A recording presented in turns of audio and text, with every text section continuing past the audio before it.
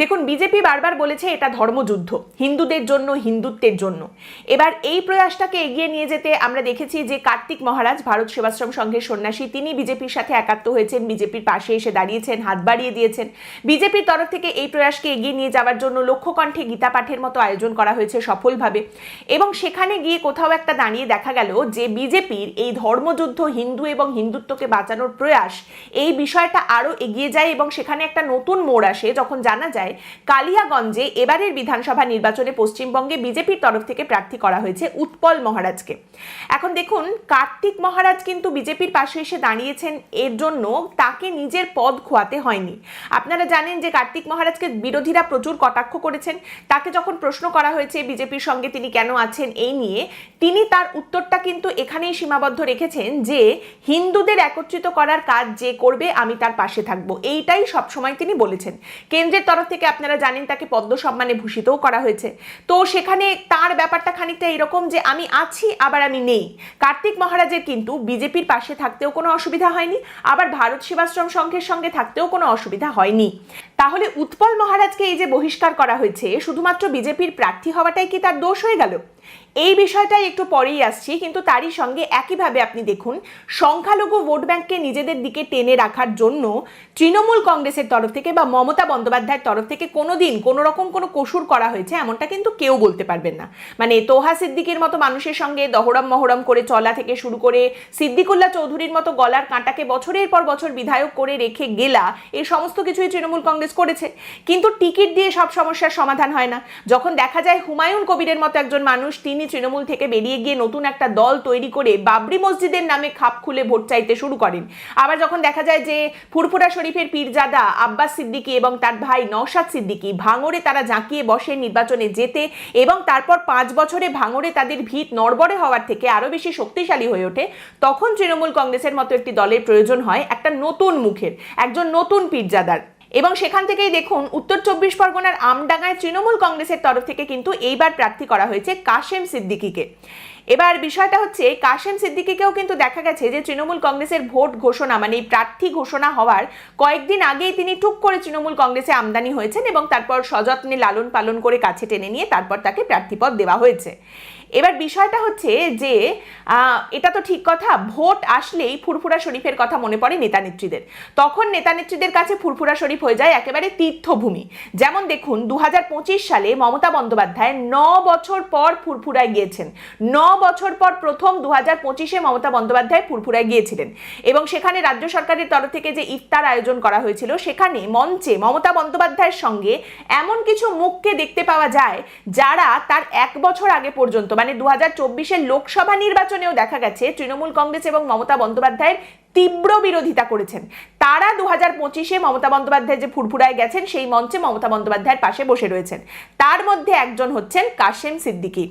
আর কাশেম সিদ্দিকী শুধুমাত্র ফুরফুরায় নয়, তারপর পার্ক সার্কাস ময়দানেও যে ইফতারের আয়োজন করা হয় সেখানেও দেখা যায় মমতা বন্দ্যোপাধ্যায়ের পাশে রয়েছেন।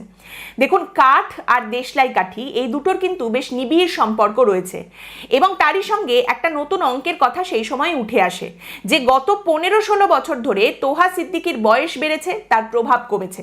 এখন আর রমজান মাসেও তোহা সিদ্দিকীর উঠোনে সেই রকম ভিড় দেখতে পাওয়া যায় না, তার প্রভাব প্রতিপত্তি অনেকটাই কমে গেছে। বরং তারই সঙ্গে সঙ্গে দেখা যাচ্ছে মঞ্চে আবির্ভূত হয়েছেন অনেক কম বয়সী নব প্রজন্মের পীরজাদারা, যার মধ্যে কিছু মানুষজন রয়েছেন যাদের বেশ রাজনৈতিক খিদেও রয়েছে, নওশাদ সিদ্দিকীর মতো রাজনৈতিক অ্যাম্বিশন রয়েছে, সেরকম পীরজাদারাও রয়েছেন। এই বন্ধনীতেই কিন্তু অনেকে রাখছেন কাশেম সিদ্দিকীকে। পীরজাদা কাশেম সিদ্দিকী খুব ভালো করেই জানেন পাল্টিটা কখন খেতে হয় আর কিভাবে খেতে হয়। না হলে দেখুন, এই পীরজাদা কাশেম সিদ্দিকী তিনি বামেদের ছাত্রনেতা আনিস খানের মৃত্যুর পরে মমতা বন্দ্যোপাধ্যায়ের বিরোধিতায় সরব হয়েছিলেন তীব্রভাবে। তারই সঙ্গে স্থানীয় স্তরে তৃণমূল কংগ্রেসের পঞ্চায়েতের বিরুদ্ধে যখন বিক্ষোভ দেখানো হচ্ছে, রাস্তা কাটার কর্মসূচি করা হচ্ছে, সেখানেও উপস্থিত ছিলেন কাশেম সিদ্দিকী। এমনকি ফুরফুরায় যেদিন মমতা বন্দ্যোপাধ্যায়ের পাশে তাকে দেখতে পাওয়া গেছে ইফতারের মঞ্চে, তার 2 দিন আগেও তৃণমূল কংগ্রেসের বিধায়ক স্নেহাশিস চক্রবর্তী, যিনি কিনা রাজ্যের মন্ত্রীও বটে, তাকে আক্রমণ করেছিলেন কাসেম সিদ্দিকী এবং তিনি বলেছিলেন যে স্নেহাশিস পাক্কা চিটার, প্রতারক। এবং তার দুদিন পরেই দেখা গেল যে সেই স্নেহাশিসের দলনেত্রীর পাশে ইফতারের মঞ্চে বসে রয়েছেন কাসেম সিদ্দিকী। এবং তার কয়েক মাস পরে একটা আজাব গাজাব খবর সামনে উঠে এলো, যেখানে দেখা গেল যে কাসেম সিদ্দিকী তৃণমূল কংগ্রেসে যোগদান করেছেন, কিন্তু প্রকাশ্যে যোগদান করেননি, খানিকটা আড়ালে অন্তরালে তিনি যোগদান করেছেন।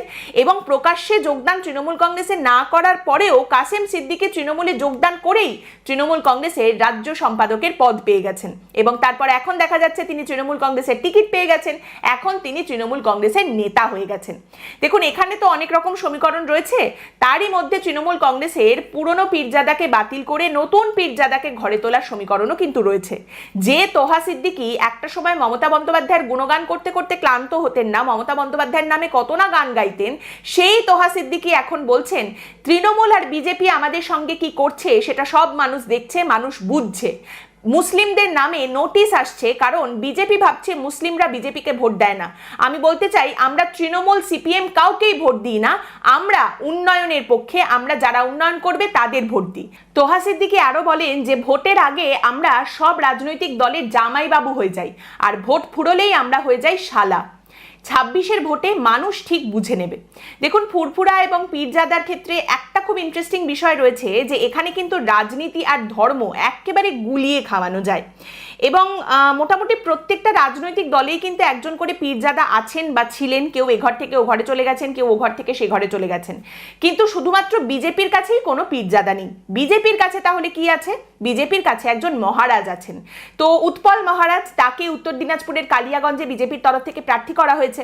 এবার ব্যাপারটা হচ্ছে, দেখুন, পীরজাদাদের এই রাজনৈতিক দলগুলো নিজেদের দিকে চায়, তার কারণ সংখ্যালঘু মুসলিম যারা রয়েছেন তাদের মধ্যে পীরজাদাদের জন্য একটা ভয়ঙ্কর শ্রদ্ধা রয়েছে। পীরজাদাদের মেনে চলেন অনেকে, তাদের যে কথা তারা যেগুলো বলেন সেগুলো শুনে চলেন অনেকে। এবার তিনি বড় পীরজাদাই হন বা ছোট পীরজাদাই হন, কোনো ছোটখাটো পীরজাদা হলে তার কথা বা তারও কিন্তু একটা প্রভাব রয়েছে। আলটিমেটলি পীরজাদা তো নামটার একটা বেশ ভার রয়েছে। যেমন আপনি দেখবেন জয়নগরের মোয়া, যেখান থেকেই আপনি কিনুন না কেন, নামটা জয়নগরের মোয়া মানেই সেটার একটা ভার রয়েছে, তো সেই রকম ব্যাপার। কিন্তু একজন মহারাজ, তিনি যদি মহারাজ না থাকেন তাহলে তিনি কে? কেন এই কথা বলছি যে মহারাজ যদি মহারাজ না থাকেন তাহলে তার প্রভাব কতটা থাকতে পারে, বা মহারাজ না হলে তিনি কে? তার কারণ এই স্বামী জ্যোতির্ময়ানন্দ বা উৎপল মহারাজ, বিজেপির তরফ থেকে যাকে প্রার্থী করা হয়েছে, ভারত সেবাশ্রম সংঘ তাকে বহিষ্কার করেছে। তিনি রাজনীতিতে এসেছেন, তিনি প্রার্থী হয়েছেন, সেই কারণেই তাকে বহিষ্কার করা হয়েছে। এবং সেখানে ভারত সেবাশ্রম সংঘের তরফ থেকে একটি বিবৃতি জারি করা হয়েছে, যেখানে ভারত সেবাশ্রম সংঘ বলছেন যে তারা হচ্ছেন একটি সম্পূর্ণ অরাজনৈতিক সমাজসেবী ধর্মীয় প্রতিষ্ঠান। তারই সঙ্গে ভারত সেবাশ্রম সংঘের তরফ থেকে সেই বিবৃতিতে লেখা হচ্ছে, এখানে কোনোভাবেই সংঘের সন্ন্যাসী, ব্রহ্মচারী বা আশ্রমবাসী কোনো রাজনৈতিক কাজকর্মের সঙ্গে যুক্ত থাকতে পারে না। রাজনৈতিক দলের প্রভাবে বা প্রলোভনে পা দিলে তার ধর্মজীবন সম্পূর্ণ নষ্ট হয়ে যায়, যা ধর্মজীবনকে ত্যাগের মহিমা থেকে চ্যুত করে ভোগের আসক্তিতে ডুবিয়ে দেয়।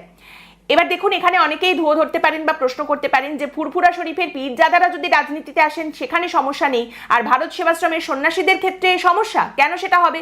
দেখুন, এক্ষেত্রে দুজনের কাউকেই কিছু বলার মতো ধৃষ্টতা আমার নেই, কারণ প্রত্যেকে নিজের নিজের সংগঠন, নিজের নিজের ধর্মের বিজ্ঞ যারা রয়েছেন, যারা মাথার উপরে রয়েছেন, তারা যেভাবে তাদের সংগঠনকে চালাতে চান, যে সিদ্ধান্ত নিতে চান, সেটা একেবারেই তাদের ব্যাপার।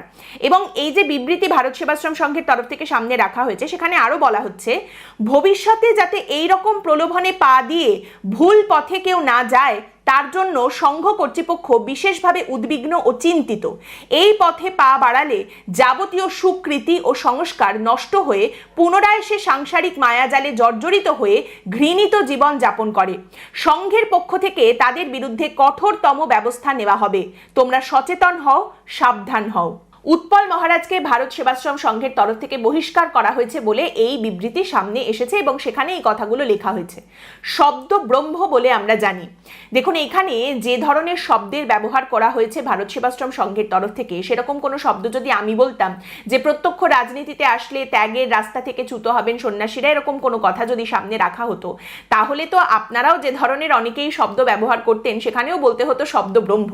কিন্তু এক্ষেত্রে ভারত সেবাশ্রম সংঘকে কি কিছু বলবেন?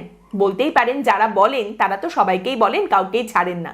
কিন্তু উৎপল মহারাজ তিনি কি বলছেন, তাকে যখন এই বিষয় নিয়ে প্রশ্ন করা হচ্ছে তিনি বলছেন, দেখুন আমি পদত্যাগ করে তবেই কিন্তু রাজনীতিতে এসেছি। ভারত সেবাশ্রম সংঘের যা ধারা নিয়ম নীতি তাতে সংঘের সঙ্গে থেকে প্রত্যক্ষভাবে রাজনীতি করা যায় না, আমিও সেটা করিনি।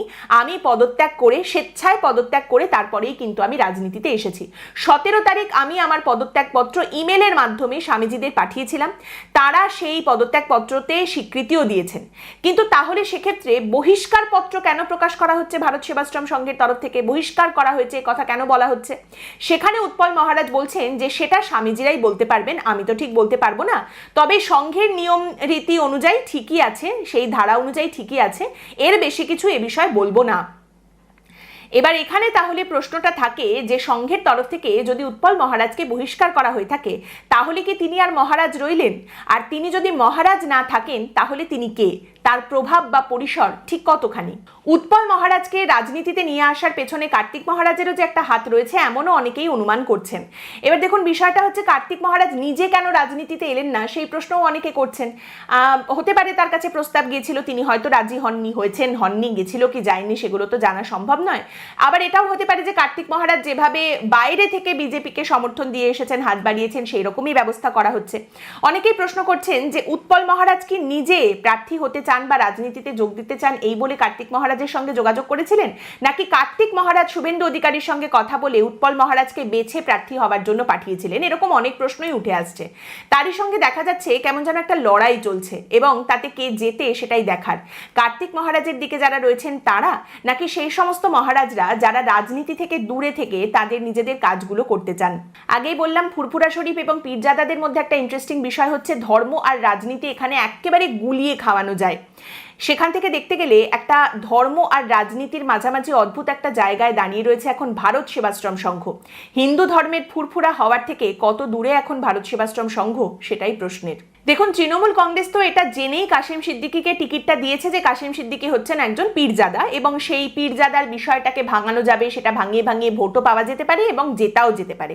কিন্তু এখানেই আপনি দেখুন কাসেম সিদ্দিকী যদি আজ নির্বাচনে জিতে যান তাহলে তো জিতে গেলেনই, তিনি বড় কোনো কমিশনের মাথায় বসে পড়তে পারেন, তৃণমূলের তরফ থেকে তাকে বড়সড় কোনো পদ দেওয়া হতে পারে, কোনো একটা কমিটি তৈরি করে তার মাথায় বসিয়ে দেওয়া হতে পারে, যে কোনো কিছু তিনি হতে পারেন, বা তাকে মন্ত্রিত্ব দিয়ে দেওয়া হবে কিনা জানা নেই, সেরকম কিছুও যদি সামনে আসে পরবর্তীকালে সেটাও হতে পারে। এর পরের বার হয়তো তিনি আবার টিকিট পাবেন, রাজ্যসভার টিকিটও তাকে দেওয়া হতে পারে। আর কাসেম সিদ্দিকী যদি পরাজিত হন তারপরেও কিন্তু তার কাছে দুঃখের মলমন্ত তো এইটা থাকবে যে তারপরেও তিনি পীরজাদাই থেকে যাবেন। পীরজাদা হিসেবে তার যেটুকু সমাজের মধ্যে প্রভাব বা পরিসর রয়েছে সেটা কিন্তু থাকবে। মানুষ তখন পর্যন্ত তাকে হুজুর বলে তাকে সালাম ঠুকবেন এবং পীরজাদা হিসেবে তার যে প্রভাব সেটা বড় হোক ছোট হোক যতটুকুই থাক সেই জায়গাটা কিন্তু থাকবে। কিন্তু উৎপল বাবুর ক্ষেত্রে বিষয়টা হচ্ছে যে উৎপল বাবু নির্বাচনে এসেছেন, রাজনীতিতে এসেছেন, খুব ভালো কথা। এবার তিনি যদি পরাজিত হন তাহলে তিনি কিন্তু আর মহারাজ হতে পারবেন না। তাহলে সেক্ষেত্রে উৎপল বাবুই এখানে তিনি অবশ্যই গেরুয়া বসন পড়তেই পারেন, কিন্তু পশ্চিমবঙ্গের ক্ষেত্রে রাজনীতি আর গেরুয়ার মেলবন্ধন কিন্তু এখানে দেখতে পাওয়া যাবে না। তিনি সাক্ষী মহারাজও নন, তিনি যোগী আদিত্যনাথও নন, তিনি কিন্তু উৎপল বাবুই। তবে হ্যাঁ, তিনি যদি জিতে যান এবং বিজেপি যদি এবারে জিতে যায় তাহলে তার সামনে অবশ্যই রাজনৈতিক উন্নতির অপরিসীম পথ খোলা থাকবে। সেক্ষেত্রে তিনি বিধায়ক হবেন এবং সবথেকে বড় কথা শাসক দলের বিধায়ক যদি তিনি হন সেটা তো একরকম মহারাজ হওয়ারই সমান এখন আমরা চারপাশে যেটা দেখতে পাই। This is going to be a very interesting case study purely from the political angle. মানে রাজনীতিতে দু জায়গা থেকেই দুজন মানুষ এসেছেন এবং তারা রাজনীতি করতে শুরু করেছেন, এটা খুব ইন্টারেস্টিং একটা বিষয়। আপনি দেখুন এখন বর্তমানে রাজনৈতিক মঞ্চটা এরকম হয়েছে যে কেউ ধর্মকে বাজি লাগিয়ে রাজনীতি করছে, কেউ ধর্মের বাজি লাগিয়ে রাজনীতি করছে। তো সেখানে রাজনৈতিক দিক থেকে এটা খুবই ইন্টারেস্টিং একটা কেস স্টাডি হতে চলেছে। কোন দিকে এটা যায় সেদিকে অবশ্যই দেখার বিষয়। দু জায়গা থেকে, দুই ধর্মের জায়গা থেকে দুজন মানুষ রাজনীতিতে এসেছেন, তারা লড়াই করছেন, তাদের পথে তারা এগোচ্ছেন এবং দুটো আলাদা দলের হয়ে। এটা খুবই ইন্টারেস্টিং একটা বিষয় দেখার জন্য। আজকের পর্ব এখানেই শেষ করছি। আপনাদের মতামত অবশ্যই